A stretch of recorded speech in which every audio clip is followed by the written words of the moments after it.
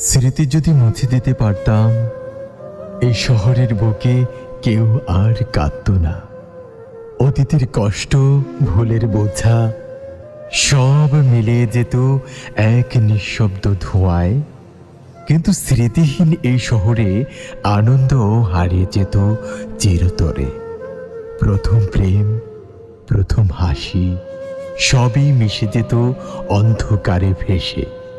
তাই স্মৃতির এই শহরে আমরা বেঁচে থাকি আলো আধারে। কষ্টের স্মৃতি যেন শেখায় আনন্দকে মূল্য দিতে বারে বারে।